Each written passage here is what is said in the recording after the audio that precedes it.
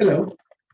In this week's Torah portion, Vayetze, Jacob falls in love with Rachel at first sight, then makes a strange statement to her.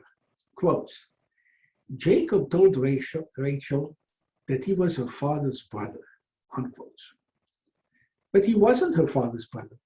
He was her father's nephew, her first cousin, the son of his father's sister, Rebecca.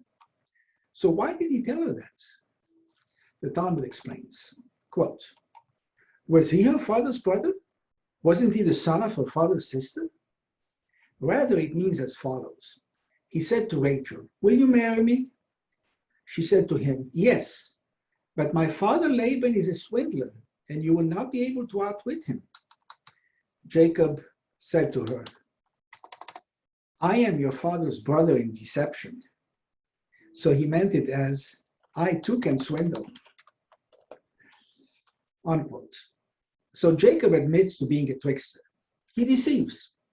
Several stories in the Torah attest to this. He gets Esau to sell him his birthright because Esau does not understand its value, saying, quote, what use is my birthright to me, unquote. This is putting a stumbling block before the blind. He fools his father Isaac into believing he's Esau in order to get his blessing. He later outwits his wily father-in-law Laban to get more payment for his labor, and then stealthily flees from him with his family. Rashi defends him, noting that the Torah introduces him as Eshtam, a mild man, and concludes that he is, quote, one who is not expert or ingenious in deceiving people, unquote. His mother Rebecca plays a major role in planning Jacob's deception. When she was pregnant, God told her that of her two sons, the older shall serve the younger. She knew her boys and knew Jacob was more suited than Esau for God's purposes. She considered her husband Isaac to be blind, not only physically, but also psychologically. She tells a reluctant Jacob that if he gets caught and Isaac curses him, the curse will be upon her. But the sages teach that we're not allowed to obey even our parents when they tell us to do wrong.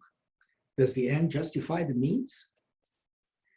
The Talmud continues, quote, Rachel said to Jacob, but is it really permitted for the righteous to be involved in deception? He said to her, yes, it is permitted to deceive those who deceive, as the verse states, referring to God, quote, with the pure you act in purity, and with the perverse you are wily. Jacob then said to her, what is the deception that your father Laban is planning for me? Rachel said to him, I have a sister who is older than I, and he will not marry me off before her, and will try to give her to you in my place. So Jacob gave her certain distinguishing signs to show him on the wedding day, so he will know it's really her. When the wedding night arrived, Rachel said to herself, now my sister will be embarrassed because Jacob will ask her for the signs and she will not know them. So she gave them to her. And this is why the Torah says, and it came to pass that in the morning, behold, it was Leah. It means that Jacob had seen the distinguishing signs that Rachel had given to Leah, and so assumed Leah was Rachel. And he did not know until now, when it was light outside, that she was Leah. Therefore, Rachel merited that King Saul should descend from her. Rachel can also trick. Then Jacob gets mad at Leah for tricking him. The Midrash says, the whole of the wedding night, Jacob called Leah Rachel, and she answered him. In the morning, however, behold, it was Leah. He said to her, what? You are a deceiver, the daughter of a deceiver. She retorted, is there a teacher without pupils? Did your father not call you Esau and you answered him? So too you called me and I answered you.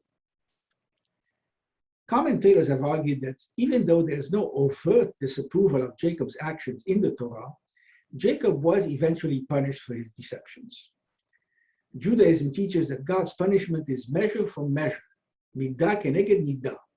Bad actions create equal and opposite reactions. What goes around comes around.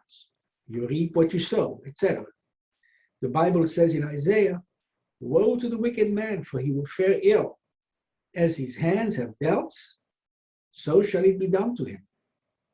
The Mishnah says, Hillel saw a skull that was floating on top of the water.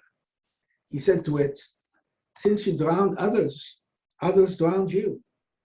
And in the end, those who drowned you will be drowned. How does this apply to Jacob? He lies to Esau and Isaac, and he is lied to by Laban, Rachel, and Leah.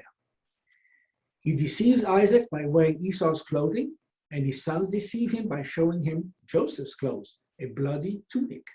They tell him, we found this, please examine it. Is it your son's tunic or not? He causes pain to his father Isaac, and his sons cause him pain. He incites his brother's hatred, and his sons hate their brother Joseph. The tension between him and Esau, brothers, is replayed between his two wives, sisters. He deprives his father Isaac of his company for 20 years as he flees from Esau, and he is deprived of his son Joseph's company for 22 years. He deceives and his sons deceive. They deceive him about the death of Joseph. They deceive the men of Shechem over the rape of their sister Dinah. Joseph deceives his brothers about not recognizing them, etc. So who can you trust? No one, says God through Jeremiah. Quote, every person must beware of their friends. Do not trust even a brother, for every brother acts deceitfully. Kichol ach Yaakov Yaakov. Every friend is base in his dealings. One man cheats the other. They will not speak the truth. They have trained their tongues to speak falsely. They will wear themselves out working iniquity. You will dwell in the midst of deceit. In their deceit they refuse to know me, declares the Lord. Unquote. Noteworthy is the use of the phrase acts deceitfully. In Hebrew, Yaakov Yaakov, using the root of Jacob's name, Yaakov, which means he who grasped at the heel. Jacob was called that because he was grasping Esau's heel when he was born. Rachel asks a very important question. Is it really permitted for the righteous to be involved in this deception? Lying is directly forbidden by the Torah. Quote, keep far away from a false matter, unquote. However, tradition allows us to lie for a higher purpose in many instances. For example, to save a life, to keep the peace, to make people feel good or spare them embarrassments, to appear humble and modest, to protect yourself from loss or harm. Does any of this apply to Jacob? Apparently not. Later on, we read that Jacob wrestled all night with a mysterious angel who changed his name to Israel, he who struggles with God. That's when Jacob grew from wily deceiver to holy patriarch. This growth is the chief lesson of the story of Jacob. His new name, Israel, became the collective name of the Jews. We are all Israel. Jacob defines us, as it were. We are Bnei Yisrael, the children of Israel, not of Abraham, not of Isaac, but of Israel. Our growth in life mirrors his growth. Shabbat Shalom.